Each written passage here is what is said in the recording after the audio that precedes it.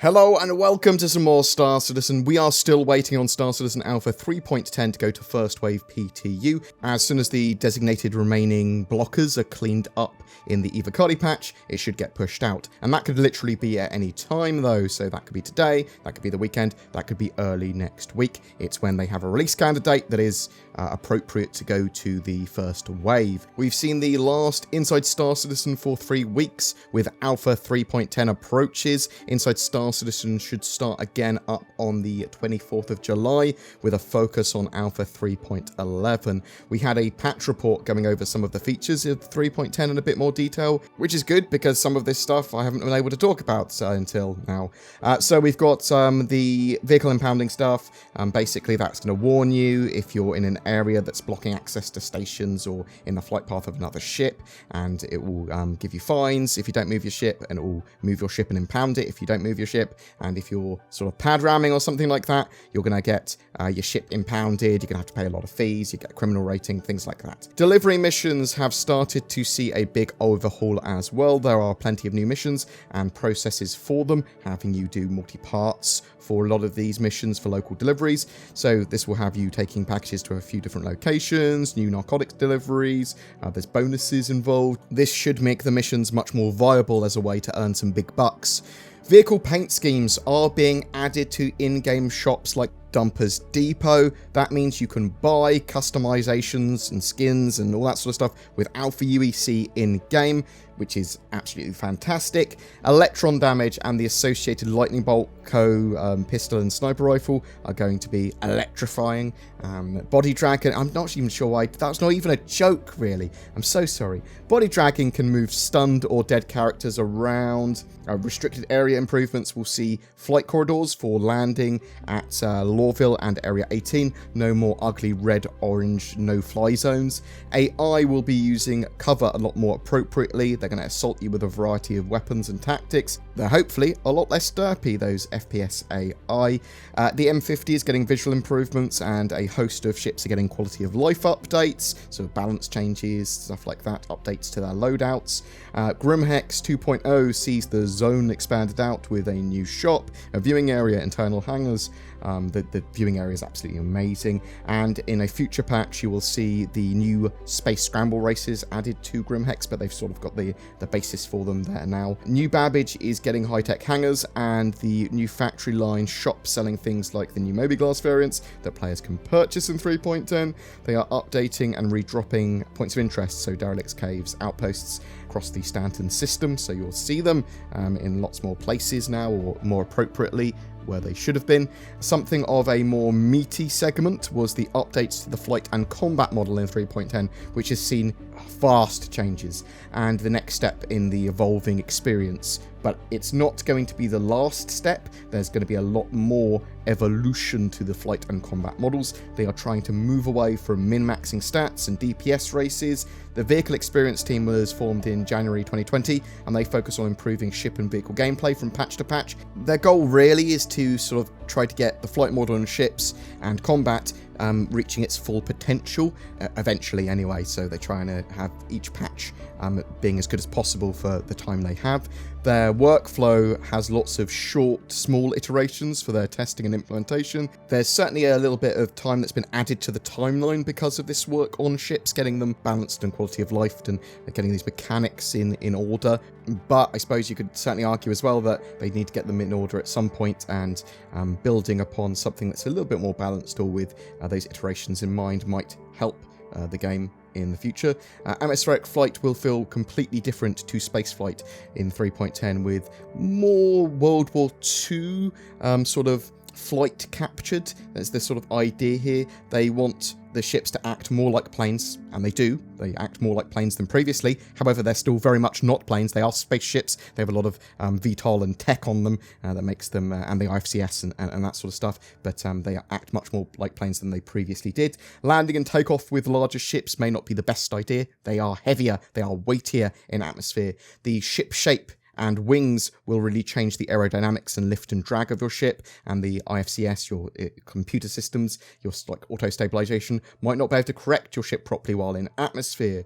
There will be ship races on planets in atmosphere in the future as well, but obviously not for 3.10 unless you plan them yourself.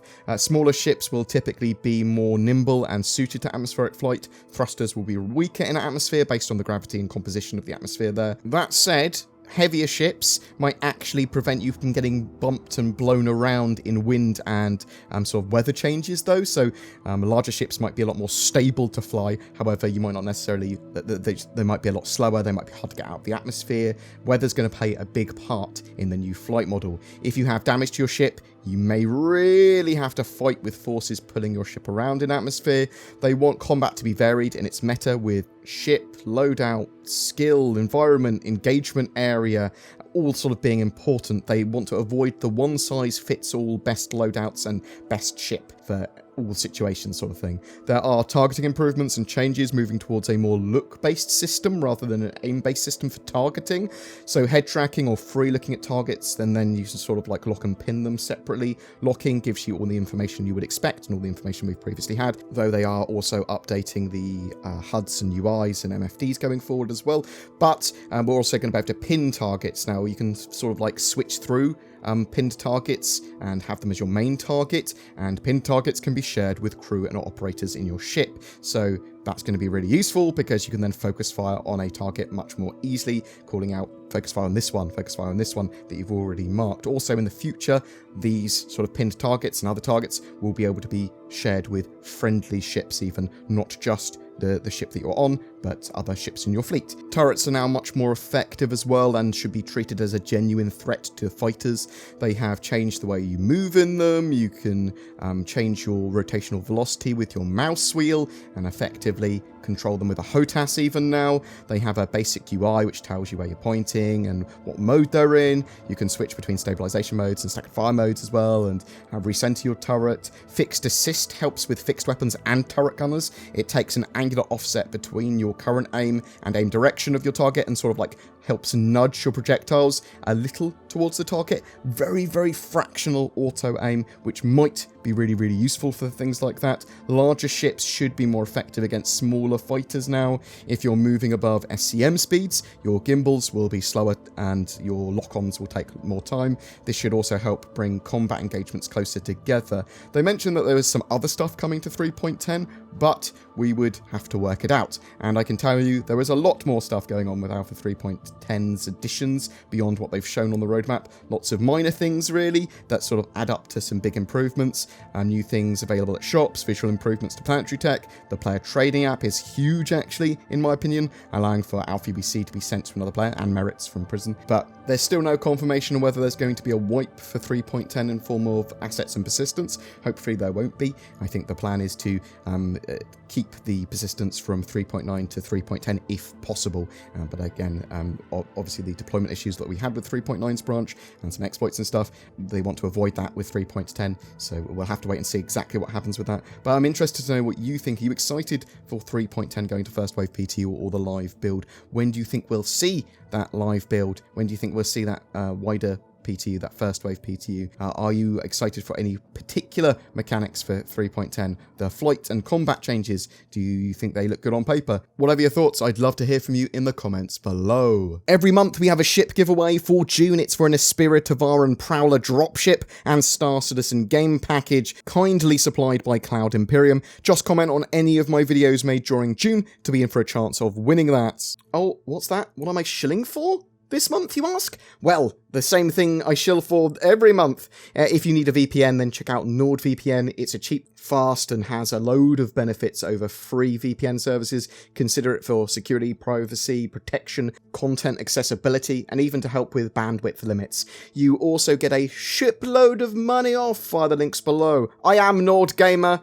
I was going to go with BoredVPN, but that didn't sound right. BoredGamer sounds perfect for my shillingness. Also, if you're looking for a gaming PC or a gaming PC upgrade, instead consider Shadow. It's a subscription-based service that starts around $11 or £12 or some euros, and that streams a Windows 10 system to your device, be it another PC, laptop, phone, or TV using the powers of the internet, and there's a wide range of hardware to meet your needs. It means you don't have to maintain your own rig, so if you dream of 4K gaming and you don't want to break the bank, it's an option. All their services are very suitable for Star Citizen, but there may be a waiting list based on what country and state you are in.